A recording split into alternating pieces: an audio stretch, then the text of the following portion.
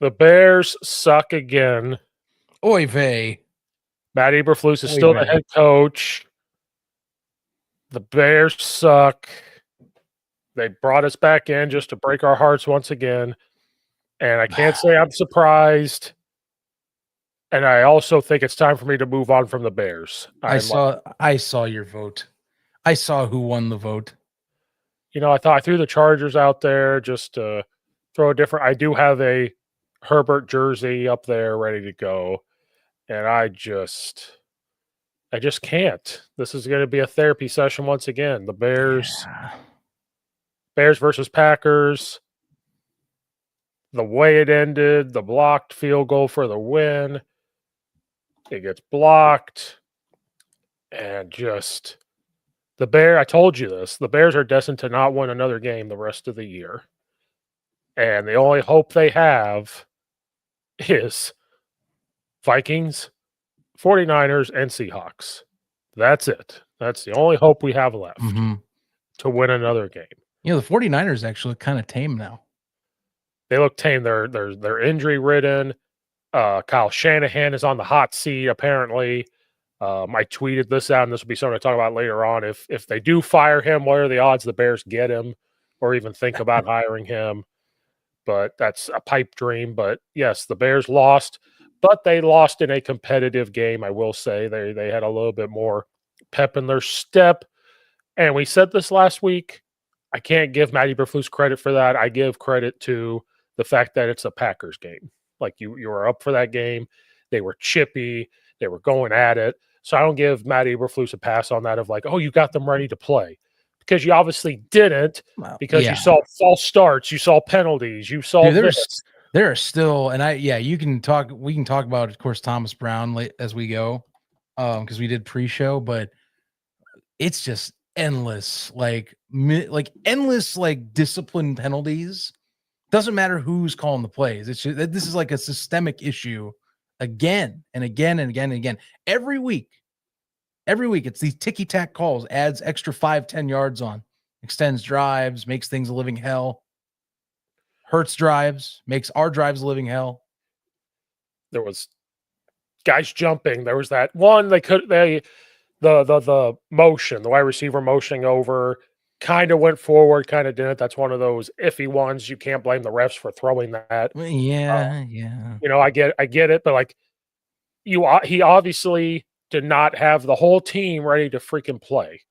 Like, it just was not ready to go besides themselves. And I said this last week. They are NFL players, so they have to have some self-motivation as well as the coaching staff motivation. I think the players held up their end with having some motivation ready to go. Oh, yeah. I think Thomas Brown's energy, and we talked about that last week, was what's going to be different? Well, you have a different voice. He's a little bit more energetic. You saw that when they scored. He took his headset off and slammed it down. It was like hitting his chest. Like, that's the stuff you want to see if he's that way in practice. Maybe that fed off a little bit. But overall, it's the same bullshit over and over again. And you know me. I'm not going to jump on and just say fire a coach because I know what goes into it. But at some point, come on. At some point when we see the same thing, it's not like this is brand new. If this was the first time ever, okay, whatever. Like, this is weird. It's whatever. I told this to you over text. Necessary evil. Cut off the bad fat. I don't like waiting around. This is a guy that's going to be let go at the end of the season. It's too much evidence. They won't do it. They won't do it. Braggs Jr. has a prediction that they'll wait till Black Friday. They'll wait till after Thanksgiving. I know they will, but we know this can't keep happening this way. They're going to lose out on a few candidates by then. You'll have teams deep into it, 2 months in. And Bears will jump in. Hey, you guys want an interview? Sorry, who are you again? No, he's saying next Friday, the day after Thanksgiving. You think he's prediction? I mean, that would be a first. That's like it. That'd be a first. Because I think Detroit will get a win over them, and they will trounce them. Minnesota, I'm fascinated by it. We'll talk later, but like, this Green Bay game is what stings, because interesting, Steve, the The last 2 times Chicago's played Green Bay, can you honestly tell me the Packers have played their best game against the Bears? No, they No. never, never have. Like I talk about this with my dad actually on the side, like because he's kind of getting into the cycle I'm in, where I'm like, hey, look, whatever, man, I need results anymore. And simple fact is, Green Bay left easily, and I don't think Chicago did this in this way. So this is why I'm bringing up Green Bay's side. We're talking a team that left 6 to 10 points on the field alone, 1 overthrow and 1 4th down and goal. And we could be talking a completely different ball game. At least Right. minimum 6 points added on. It's a touchdown score. At that point, you're asking Caleb Williams to be more aggressive. Maybe things change there. But I digress. The field goal, you can argue, well, it's just like the Hail Mary. It's a rare thing to happen. Whatever, dude. The thing is, stuff wasn't done. Chicago stopped Green Bay on a 4th and goal, got nothing done that drive, proceeded to watch as Christian Watson catches one of the best catches of the year, by the way. And credit, Jalen Johnson says he tangles up feet, whatever. He got out of that. He caught the ball. He beat Jalen on that route, and that set up the go-ahead touchdown. Bears drove down the field, didn't execute. Classic Chicago Bears style since 2018, really since even farther back, if we're being fair. Yeah. But where we're at. This is where we're at. I don't care. I don't care about people going online telling me, oh, Thomas Brown. Yes, whatever. I like Thomas Brown, but I don't see the results. I don't see a W in that column. I care about wins, okay? I care about consistent good coaching. It's not good coaching. We can't, I don't like people, like, I'll let you continue on with this because I see it too often, but these people that try and, in our fan base, that try and grab these little silver linings, hoping to God that, it's going to lead to something. It's like, hey, real talk. We have to talk about hard decisions here. Okay. Things have to progress in the right manner. It's not right now. It won't until you reset that staff again. Unfortunately, you have to break a cycle to break a cycle in having a one-off one-year coach with your new starting quarterback again. This is what, the 3rd time we're seeing this. Trubisky, new coach, Fields, 3 new straight coach. first-round picks. We've done this same garbage again. So to the people, and I was kind of one of them, this is how I presented this. I liked the way Thomas Brown called offense. I liked the way Caleb Williams finally looked to get out of the rut. I liked seeing Roschon Johnson finally getting more than 2 carries. He was out there a lot. The offensive line played fantastic in the pass game up until those last 2 because they brought the heat. But until then, they were playing fine. The positive is from that.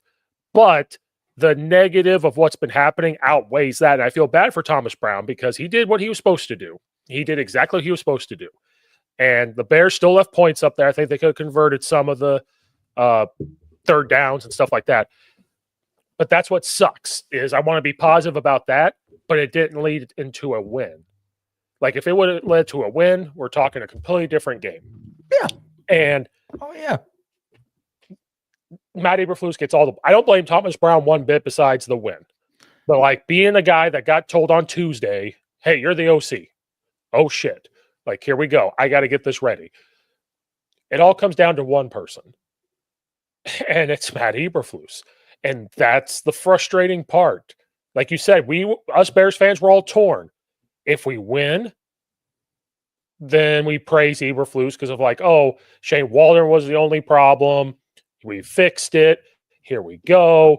And if they go out and they win a couple more games, most likely he keeps his job once again. That's the thing. I don't want the same cycle as the end of last season. And people are going to stop and hear me, and probably whoever watches this later maybe is in comments because we got a few people, will be like, well, you don't like winning? It's like, no, I like winning. What I don't like is seeing the same thing again and again and expecting something different to happen.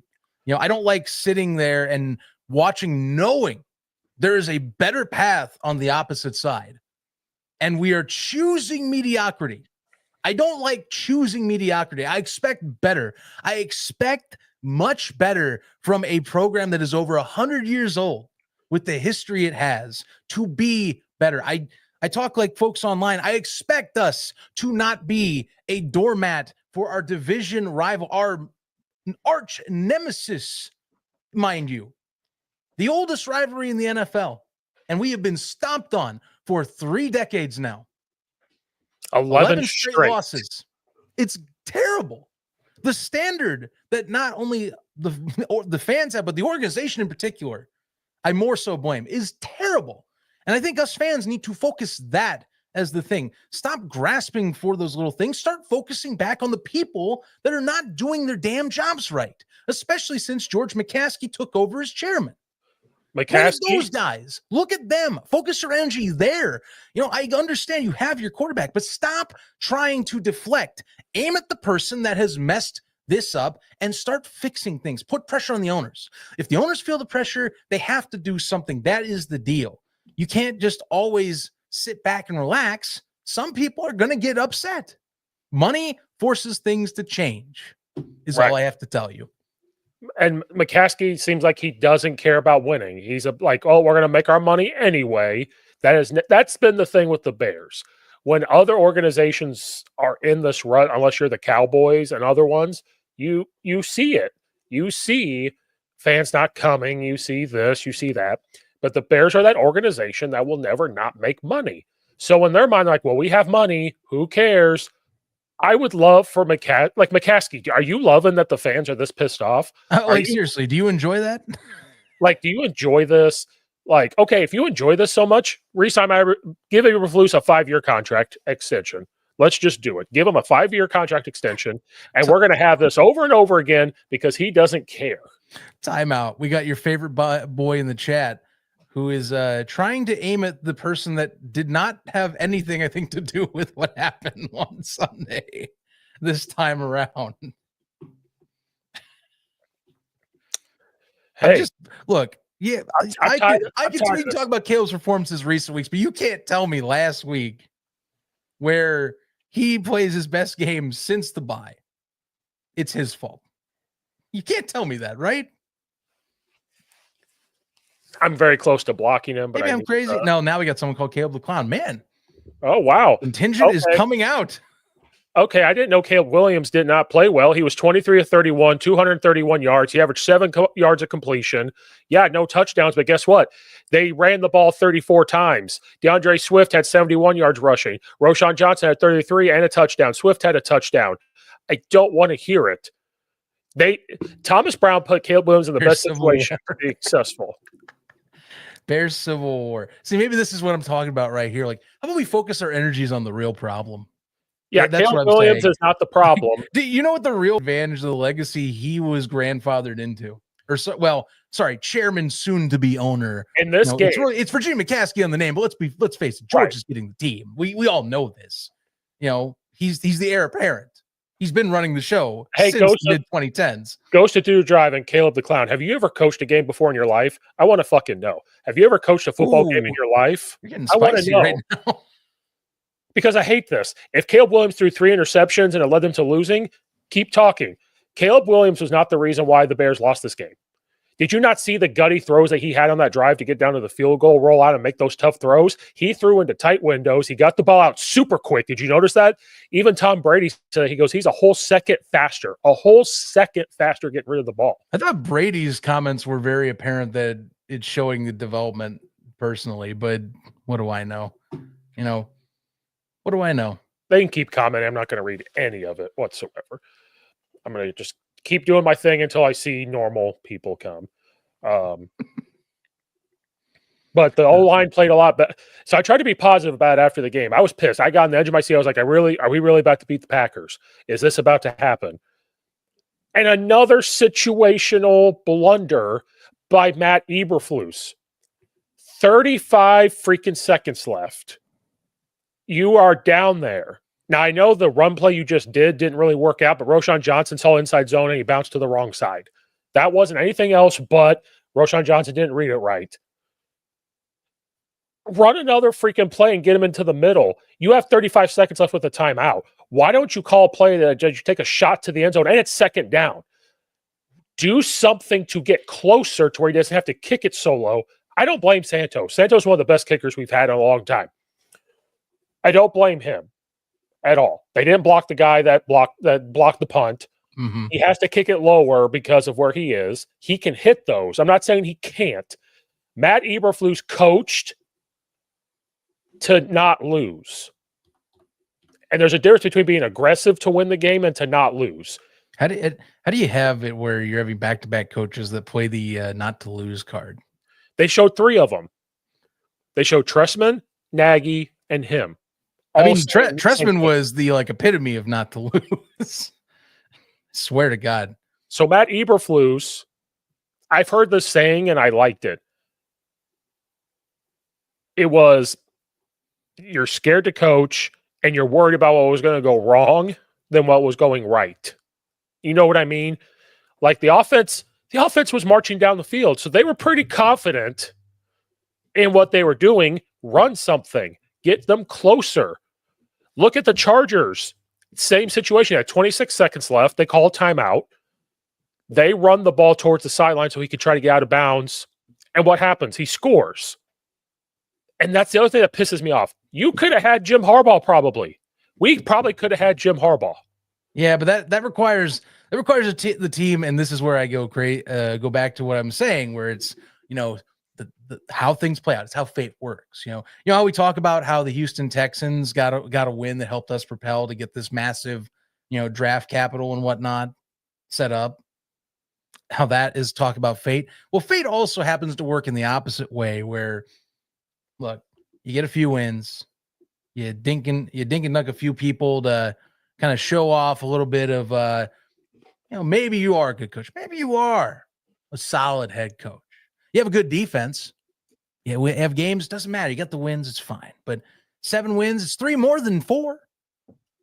I think that's fine. We're moving up. Next year, we got it. We're going to invest in the offensive line. We're going to invest and build up with some specialty players, pay those guys. It's great. It's great. We're going to do great. But no, see, what happens is you get complacent like that. And truth is, you try one more year, and this is what you get right now. 4-6 team, toughest schedule still remaining in the NFL. And even with San Francisco looking like a patty cake, even with Seattle getting some woes, the division so far, and I think will continue to kick our ass. It just will. Then you got to be like, where's Ryan Poles and Kevin Warren in all of this?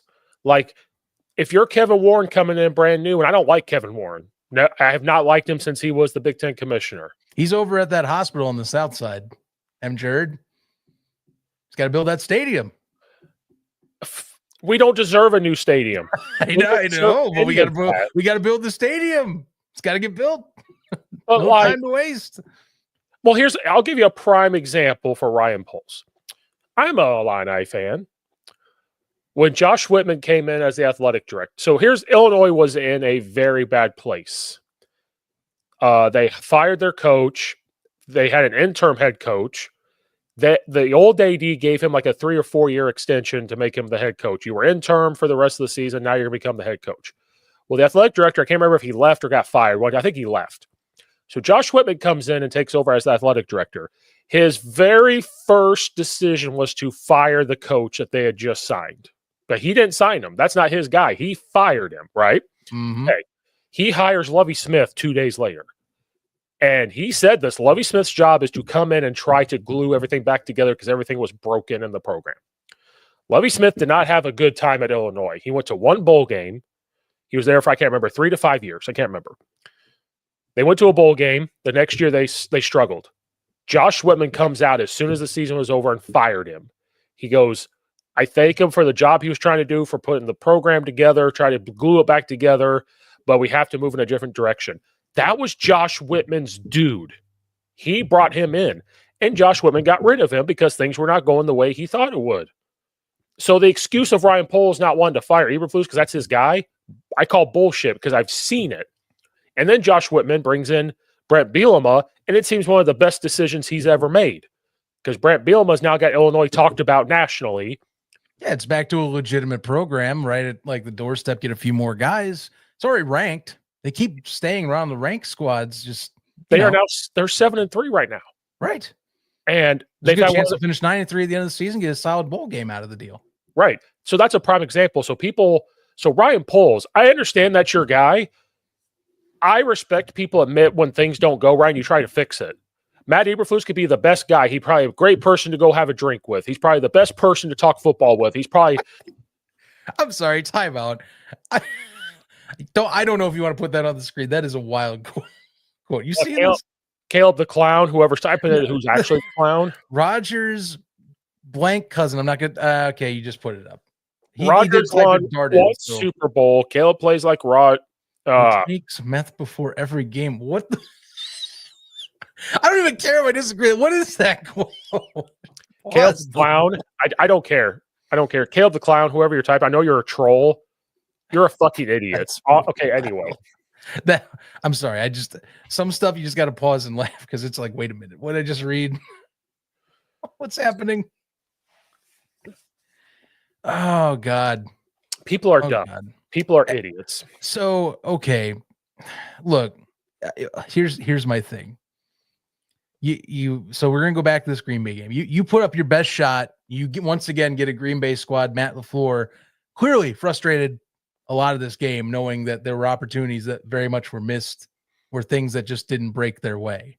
You know, you play ball control, you keep away from the Packers offense. Not enough. Offense has some strides, but still some mismanagement, still some stalled drives too often. Yeah, the Bears offense looked like I thought it was going to under Shane Waldron. Ton of motions, tons of changing formations, play actions, inside zone with Caleb Williams, who could pull the ball and run, which he did, and was able to keep the defense on their toes. That's what I thought the offense was going to look like with Shane Waldron coming in. And even then during the 4-game win streak, the offense still didn't look like that. They were just able to run the football, and it just opened up a lot of things. And Caleb Williams said this too after the game. He said they asked him. I respect Caleb Williams' answers. Caleb Williams went up in front of the whole team and said, "I got the coach fired. I have to play better." And then he said, they asked him the difference, and they said the difference was as soon as the play was done, Thomas Brown was in my ear saying the play 5 times because they were moving faster up to the line. They weren't no huddle, but it was like in the play, get on the huddle, and they still had like 25 seconds left. Like, so he was able to kind of see the defense. He was kind of able to, if Thomas Brown was telling him what checks to make or what to switch to, whatever it was. And so finally the offense kind of looked better. If we were in a better spot and Thomas Brown was the OC, I could sit here and tell you that it's just going to get nothing but better. Caleb Williams looked ready to play. DeAndre Swift is still spotty in his runs. I know he had 71 yards, but he had that big run, that pin and pull toss. He's not running the same anymore either. I was glad to see Roschon Johnson out there and get some yards and a touchdown. I thought the O-line played a lot better in the pass protection game-wise. The tackles played well. And I think what happened, what helped there is, you know, the design of the plays being this very quick, engaging offensive movement. You know, a lot of stuff from Brady's angle that, you know, he talked about during this game was actually the speed of the pass getting out under 3 seconds, which that's going to alleviate a lot of things. Now, credit Green Bay, you know, they did get their opportunities. I mean, shoot, that last drive, they sacked Caleb Williams twice before they were able to somehow convert a 4th and 3, somehow a 3rd and 19 to get 16 yards. You know, they had their opportunities, but did feel like it was better. You know, at least overall, I felt like the run game was a little bit more presented the right way. I thought it was a lot more coherent there.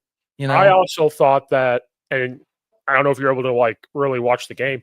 I thought the receivers did a much better job of getting off guys. Oh no, I did watch, and that was something I also. It felt like it was. It just felt like it was a little bit more structured. You know, again, I see that stuff. It's not wrong. You know, how long does this last though? You get one. Like, here's the thing: you get one game of film in. That's one extra game that Brian Flores or another team gets to study that new offensive coordinator's scheme.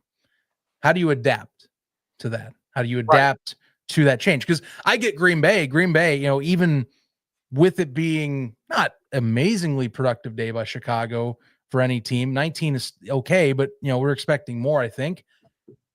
that's still, Green Bay had to come in kind of blind a little bit. You can study some Thomas Brown film from last year, but personnel is different. This is a much more talented team than what Thomas Brown had at his disposal last season in Carolina. Right. Well, So the Packers played a lot more man, and so I think that's why he kept motioning guys, because it Yeah. allowed you to see. So I think Thomas Brown throughout the game was that chess match, right? Like, okay, now they're playing a lot more man. When they hop into zone, does this happen and everything else? So I think Thomas Brown was doing a good job of doing that, and they had him in the box when he was in Carolina. I think he was on the sideline calling plays. So I think having him in the box really allowed him to like keep the outside noise out. He focused on it, and the flip side of the Vikings game is, yes, they have a week of film now to see what Thomas Brown's going to call, but Thomas Brown also has a whole other week to like continue to try to tweak things the way he wants. So Minnesota's going to have that is true. Minnesota's going to have a good idea of what's going to happen, but if Thomas Brown is going to learn from what happened in Carolina and learn anything, is okay, I can still do what I want to do. I want to motion, I want to do this, but how are they going to attack us now? Like, they've seen it, because you self-evaluate after every week of how they're going to stop us. We don't want to change everything, but he'll have a whole other week to adapt.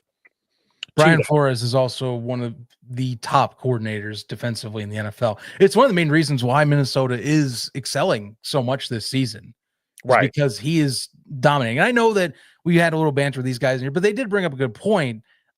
Massive test, I think, next week, and we'll preview this later this week, but like Green Bay, I felt like didn't have as much oomph to get after Caleb Williams, and that's kind of saying something, and I feel like they also don't have as much in the tank from injuries that affected how they were able to play in the second half in particular. Jair Alexander going out, I think, affected that game as well for some of those drives. But Minnesota is a young, scrappy, very well-coached defensive unit. They blitz a lot. They stun a lot. Yeah. I mean, and I'm not saying that that's going to define things. Again, and Minnesota's look kind of soft on that end. Sam Darnold's cooled down a ton. We know Matt Eberflus can call defense on that side. But, again, Green Bay played, I think, one of their worst versions themselves last week. And that was supposedly one of the best looks we've had all year. Well, it's not a good look, I think, for the I'm glad you brought up the defense. We cannot stop the run consistently. We just can't. Well, no. It's been obvious. I've talked to you. You know this. We have talked on this show. Teams up until pre-bye week were not exposing our run defense. They were somehow avoiding it, which shocked me. It really did. And now you see online. You know what the most common thing discussed online when it comes to offensive drives? Jesus Christ, Gervin Dexter can't get any leverage on the run. Good Lord, Zach Pickens is just getting blown off, even though he's this big dude supposed to clog holes. Like, there's no really decent run stuffers in the middle. Again, we've talked about the strategy teams are playing. They're basically saying, okay, your front four can't beat our front five. We're going to force your linebackers up, and then we're going to beat you in the second level in the pass. We're not going to throw it deep, but we're going to cut you for like 10 to 15 yards a clip, because your linebackers are going to be focused on that run game once you start giving up 4 to 5 yards a carry. That first drive. That's the formula. Teams have been leaning on that formula since the bye week. Washington basically was like, hey, this is how you beat Chicago. Like, you just got to do this. Play their game and play patient. And teams have been doing that week in and week out. That first drive, when they came down and scored in under, I think I texted you, I was like, oh, shit. And you're like, what? Like, they scored in under 4 minutes, 3 minutes. Yeah, I couldn't believe that, too. And the fact that the game went the way it did, I was like, we're in for a long day. And then it happened to be coming down to the freaking wire like that. But good on the but again, that's where I come into our Green Bay missed opportunities, good time of possession management by Chicago. They slowed the game back down, but it could have gotten ugly quick if things went a different way. The Bears had the ball for 36 minutes compared to 23 minutes. So I think there was a part of the Packers saying we got to score quick. So they kind of at points got away from it. They only ran the ball 25 times. Like, once I saw that first drive, I was like, they're going to run the ball every play. Every play is going to be a run. And the only thing you're going to see is a short pass. And realistically, I think if they did that, they would have won. They would have scored 28, 30-some points. If they just ran the ball. Yeah, there was times we got them, and it's going to happen. But I think the Bears just having these long drives the Packers, I think, probably felt like we need a score, so that way we could just kind of put them away. Yeah. And that's just kind of how they live, especially in a rival game. So, like I said, the offensive side, I don't give Eberflus any credit. I'm going to give Thomas Brown all the credit and the whole offense. They kind of figured that part out. But penalties too. Sorry, I'm all over the place. I know, Seven it's okay. penalties for 50 yards too. Like, holy shit! And you're at home. Like jumping off sides on offense at home should never happen. Should never happen. And we outrushed them. We had I 179 know. rushing yards. Say really, and that doesn't come down to just DeAndre Swift. Now, credit, they had a fantastic job with the kind of pulling for that run offense, and DeAndre Swift getting that long touchdown run was fantastic. It was a great play setup, honestly, and the blocking spectacular, getting the big boys going on the outside. But I have to argue, and this is one thing we talked about, and I'll give Thomas Brown some credit. Caleb is a mobile guy. Now, you don't, and here's where I'm going to say this caveat. You can't use him like Justin Fields. No. You still have to throw. You can't just make him a run-only guy, because the thing with Justin is he got beat up. Every year he played in Chicago, he lost games because of that. But you can run him to keep the defense on their toes. Teams have, like, again, we talk about guys that are pass first but are mobile or sneakily mobile. One reason that Josh Allen is the guy that he is, yeah, sure, he can run on that 4th and 2 and score from 30 yards out and make this incredible play. But he can beat you with his arm too. He's an athletic freak in all facets. You can't lean on one side of that athletic ability. It's too predictable even that way. So right. I liked what he did. Part of it was Caleb getting him active too. Part of it was also getting active in the motions like you're talking, getting DJ Moore involved again in the run game, which seemed to disappear out of the blue. Luke Getsy understood that better than freaking Shane Weldon. I don't understand how that happened. But you notice the screens? They were quick, like snap, throw. And that's how it literally was. That's super how they quick. need to be. You can't telegraph too long with stuff like that. And he got, DJ Moore had 7 catches. I was like, oh my gosh, DJ Moore is involved in a lot of things. And the thing was, from Thomas Brown, he got the ball to a lot of people. Dunze, Moore, Komet, Allen, Swift, all these guys were having catches. So the frustrating part is this is what it was supposed to look like, except scoring a little bit more points. But it was supposed to look like this is what we were kind of expecting, and there was a couple times Caleb probably could have taken, and he threw it short, but there was times I thought when he threw it short, he could have thrown it deep, but it's a rookie. So you live and die by that. And I will accept that, because I firmly believe that if the quarterback sees himself completing passes, and after he does it, the O-line is protecting him, he will figure it out and they'll take a deep shot. That's what I believe in. And especially when you're dealing with a rookie, a struggling rookie. This isn't CJ Stroud of last year where there wasn't a lot of struggles. This is what's happening. And I think I tweeted, I said, next year in the draft, I want to see nothing but O-line and D-linemen drafted. The biggest dudes on the D-line, and it better be all offensive line drafted next year. Any offseason move better be D-line and O-line. We're set in safeties corners. Maybe you can find a linebacker, but we're set on offense besides the line. I'm done. I'm done with that. We need some D linemen. We have really both sides of the ball, interior, mostly by interior. I'm talking A, maybe B gap sections here is what we're talking. That is the core crux of the issue on both sides right now. They better draft every single D lineman from Georgia, because I'm done with it. Just get all these big dudes. Steady now. I need a center somewhere. I need a guard. Get Oregon center. Good guard. Oregon center is fantastic. Get him. Illinois' got a big ass guard. He's taller than I'm 6'5". I went to the thing. He's 6'7". Get that kid, and he's a tank. I don't care who it is. Just get some linemen for next year. I want a new general manager. I want a new head coach. I want all of it. The Bears have to look in the mirror, and McCaskey won't do it. He'll look in the mirror, and behind him in the mirror, he'll see a pile of money, and he'll be like, "Oh well, we're fine. We're We fine." can't. We can't do that. Are you kidding me? They have to look themselves in the mirror, and I'm tired of the press conferences hearing "I would do that field goal all over again." No, Bullshit! You need to run a play. You know what? You know what I feel is would be more of that McCaskey thing. Would be like, do I really gotta go find another one? Like, yes, George, this isn't working. But it's so hard. It's like, yes, but this is what you're supposed to do, George. You're supposed to make this. You're supposed to find the way to make this team a quality product on field, not just a quality entertainment product everywhere else. Well, I put a lot of blame on Kevin Warren. I know he was brought in to do business stuff. We don't deserve a new stadium. I know Kevin Warren has no leadership, and I said that when they hired him watching in the Big Ten. There is no leadership from Kevin Warren. But guess what? You're hired as president. If you want to look good and make decisions to get this team the way it's supposed to be because you were brought in as the president, you need to walk down to polls and say, we need to fix this right now. And if they can't see that there is a problem, like, then something is really wrong. And Kevin Warren and Ryan Poles, and I like Ryan Poles as a person, but if they can't see that, then they would both have to go. But Kevin Warren, like, he has no leadership. I never thought he did.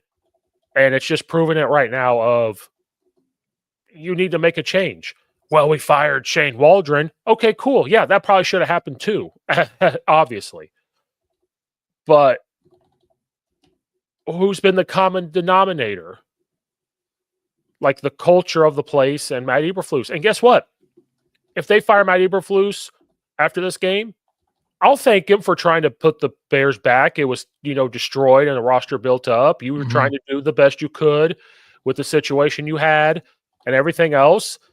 And I thank you for that. You're going to go be a D coordinator somewhere. You're going to be able to provide for your family. You're not going to have to worry about money. I know you're going to have to move. And I'm sorry, but your kids are older. You're going to be just fine. You're a great human being. It just doesn't work as you as a head coach for the Chicago Bears. And that's it. That's a respect factor. Hey, I appreciate what you did. It's time to move on. Pretty much. That's all you can say. Yeah. I can't wait for the day we can have a little bit more talks about the grander picture. Oh, how do we compare with the NFC elite? How do we compare in the playoffs again? Same song and dance gets really old. I know. And tires a guy out, even though fandom is free. It does become tiring when you invest emotionally into it. And like I said earlier, it's a joke, but I'm also serious. The 49ers, I could see them moving on from Kyle Shanahan if things don't turn around. Like, hey, you guys to a couple Super Bowls. It's it's time to move on. I would love for the Bears to hire Kyle Shanahan because his offense is fantastic with the weapons. I think knowing his dad went to Eastern, I think they would believe in building an O-line and D-line and getting it going. But it's a joke because the Bears wouldn't even try it. I don't think they'd even interview him. I don't think they would try it. I don't know. Go interview Cliff Kingsbury, but they probably won't because they interviewed as an OC and didn't hire him. That they would go find somebody we never heard of and just be like, oh, first year head coach, let's try it. Unless it's Ben Johnson, that'd be the only one. But if the Jaguars fired Doug Peterson, I bet they go bring him in and be like, well, you did a lot. When the Jaguars already did you see that? Apparently Bill Belichick's leaning towards teaming up with Balky if Doug Peterson gets let go. Oh, really?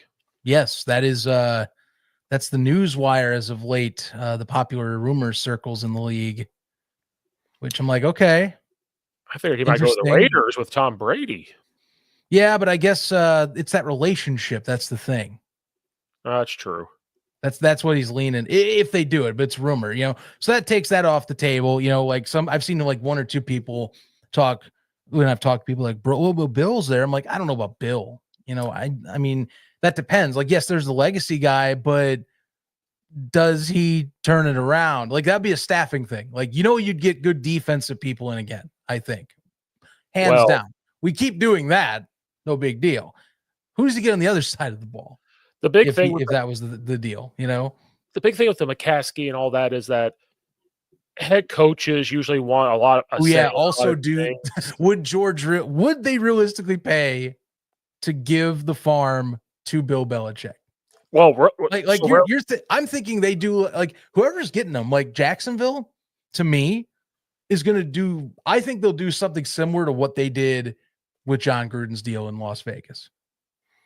It's going to be yeah, some ridiculous sum, like 10, like maybe not 10 years, but it's going to be like some contractual thing where he's getting the whole kitchen sink, you right. know, like tons of extra incentive besides getting a fat paycheck. Well, Bill Belichick also wants a say in a lot of things. He doesn't want to be the general manager stuff, but he wants a lot of say in things. Mm-hmm. And the Bears just don't roll that way. No, they And do not. the definition of insanity is doing the same thing over and over and expecting a different result. The Bears have always done this, and they have found 2.5 diamonds. Won a Super Bowl in 1985, got to the Super Bowl in 2006, and then before the double doink, like that's it. That's it. Lovie Smith, they were competitive. There was moments. After the 85 Bears the following year, there was a moment. They had a couple things here and there. The Bears lived off of being a good defense. They could just never put it all together. Mm-hmm. But that's it. That's it. And so at some point, you have to sit there and look in the mirror and say, okay, what can we change? Like, what can we do different? Us high school coaches, we got done with our season on a Friday night. That Wednesday, we had an all staff meeting while I was fresh in our mind saying, let's look in the mirror and say, what do we need to do different next year? And then just continue. And us coaches keep having conversations. If us high school coaches can do that and not an NFL organization, you have to look in the mirror and say, okay, yes, the players are not doing necessarily what they need to do, but the coaches get blame. I understand that. But at the same time, like something's got to change. Like we have to change how we operate. Look at the Cowboys. Oh, At Jesus. some point, you would think Jerry Jones would look in the mirror and say, we haven't won a Super Bowl in however long. What are we doing right now that's causing this? I should change something, which he won't. He's stuck in his ways. Just things like that. Look at the Patriots. They looked in the mirror and said, okay, Bill, it's just not working no more. We're going to let you finish the season out, and we'll just have a mutual separation. Like, it's okay for these things to happen, to look in the mirror and say, let's change. You said it perfectly last time. Look at the Lions. They looked in the mirror and said, for decades now, we've been like this. We've got to change something. Let's put all of our chips in this basket, suffer through a couple years of this, and just see if it rolls. And if it does, now they're like the best team in the NFL right now. Oh, yeah. I mean, that's the debate. They're up there in that top three. Like the conversation, the fact that the conversation is leaning on the top three best teams in the league have Detroit in it. You know, think about that. 5 years ago, that would seem the stupidest thing someone would bring up in a conversation on football. You'd be like, get the hell out of the room. You know, Yeah. Now completely different, but took the necessary steps. Every organization, if you want to win, you got to do the tough things, and it's just not what the Bears want to do. But you know what? Another loss to Green Bay. I think at the end of the day, that's all it sums up to. Another loss to Green Bay. We move on to Minnesota. We get another home game at least. Thank God. But it's going to be a tough opponent. Better defense this coming week. Second best team in the North. You know, and with a will good not be running easy. back. With a good running back. Yep. With another good running back, another good offensive line. Question is, can you make Sam Darnold feel pressure? That's going to be your bread and butter when we talk about this later this week.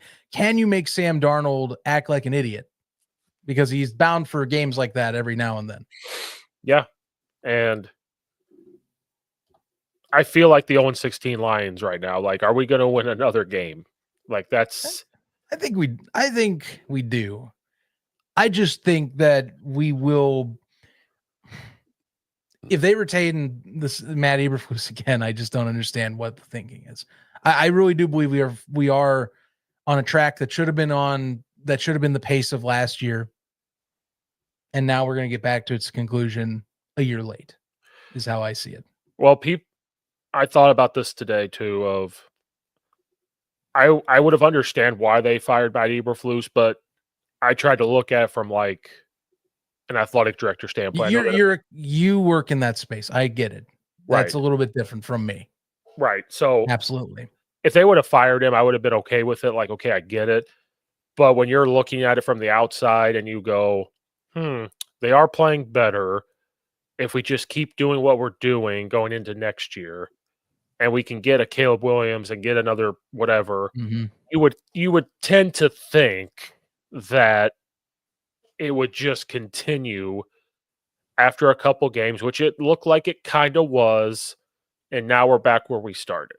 And that's Yep. what I don't understand about firing him. Like the moment it stops and you go, not just 1 week, not just 2 weeks, multiple weeks after a freaking bye week, nonetheless, then you have to go, oh, okay, we tried, we gave him a shot, we're not seeing what we like. Let's make our special teams coach the interim head coach, fire the OC. Thomas Brown can call plays. Let's just finish the season out. Let's try to be just competitive team out there for the fans. And we move on. We try to retain all of our skill positions. We fix the O line. We fix the D line. Let's bring in a head coach that can help with our quarterback development, or even just a Mhm. good quarterback's coach to help with the development, and just go on from there. And that's what they should have done. Like last week should have been Eberflus, Waldron, I'm sorry for you. It's your first year. It's really not going well the way we thought. Eberflus, I appreciate all the work you did. You finished a good season last year, got us a couple more wins. You had a good run. Now it's not going well. Sorry. That's It's what over. should have happened. It's over. Well, I don't know. Anything else you can think of? I put a poll out. I said, should I be a Bears fan, Lions fan, or Chargers fan? Everybody voted Lions. Oh boy. So I got to make that decision. I tweeted saying What does 100%. that what does that mean for this show? Well, I tweet out saying I'm 100% a Lions fan. Bears fans, it was a fun 34 years, but I got to be a Lions fan. Then I thought about it, and I'm like, you know what? I'll just be a closet fan. I'll still talk about the Bears. Always draw me back in. I am in Illinois. They're going to draw me Oh, back they in. always do. There's an aura. It's mesmerizing. And people call me a bandwagon fan, like, oh, it's the Lions just because they're winning. I've always liked the Lions. Like in the division, when they play the Vikings, I get fired up because I don't really like the Vikings. I don't like the Packers, but I respected them, if that makes sense. Like I don't like them, but like they're winning, they always win. So you're like, you respect that. Mm-hmm. The Lions, I never cared. I'm like, you know what? Even when they weren't very good, they had some tough guys. They were hitting you. I like the grittiness of it. So when we played the Lions, I wanted to win, but I'm like, you know what? That's a team I would like to root for, but I'm a Bears fan. So I'll be a pocket Lions fan. And I think it's more Dan Campbell. Like I just love Dan Campbell. I love his demeanor. I love the way he goes about it. You want to talk about a player's coach? Sorry, Matty Eberflus. Dan Campbell is a Oh, it's player's definitely Dan coach. Campbell. That's a player's coach right there. So then the Chargers, Jim Harbaugh. I just kind of like Jim Harbaugh. So I'll just be a pocketed guy. Like if they continue to win, like I'm rooting for the Lions to win the Super Bowl. Like I want them to just to do it. Um, I don't think anyone would be mad at that. Quite frank. Actually, no. The only one that would be mad, just based on what I've seen on interactions online, would be very salty Rams fans that have lost to Detroit the last few years and are stuck in that, well, let's just say because the golf Stafford debate, people talk is mhm. all. And that's not to say one's better than the other. I'm not going to jump into that. That's a can of worms that I will not jump into. But I will talk in the fact that there's a lot of Rams fans that live rent free in Detroit Lions fans' heads. And it's very apparent if you go Yes. on Twitter that Yes. they love to try and find things about Detroit. Oh, yes. It is weird. I don't get it, but it happens often. All the Jake time. Ellenbergen, if you ever hear this, you are one of those people. You actively try and find ways to rile Lions fans up. Just saying, you're living rent free, buddy. Mm-hmm. Mm-hmm. So no, this show's not going anywhere. I will always be a Bears fan. It just might be once in a while, I'm going to talk about someone else. If this shit continues to happen, it's just what's going to happen. That's all I'm saying. Oh, life is great, ain't it? Just not right now for Bears fans. I laugh No, through the pain. I laugh through the pain. I no, do it and every day. Greg Braggs is my spirit animal with this. The rant he had on CHGO, he was Oh, at the that game. legendary. Loved it. Loved it. Legendary as always. He's the spirit animal. And Lance Briggs had a lot of good points, and I'll listen to Lance Briggs. So we're all on the same page with this stuff. But yeah, that's about it. There's our rant session. Yay. We'll be back this week to talk about Bears versus Vikings. Apparently, I'll hop on a Viking show and talk about the Bears. Apparently, Yes, you will. Yeah. Look at They you said crossing enemy lines. they reached out on YouTube. They commented on a video and said, "Hey, we'd love for you to come on." So then they followed me on Instagram and they said they are a newer YouTube channel starting up. They love to talk to other people about the team. It's not trash talking. It's just literally like insights of the Bears or whoever. Oh, sure. Yeah. So apparently I'm going to do that, and I'm going to go on there and have the same rant. I'm going to be like, the Bears suck. I don't know what you want me to talk about. They just can't do shit right. They don't know shit about fuck. I don't know what you want me to say.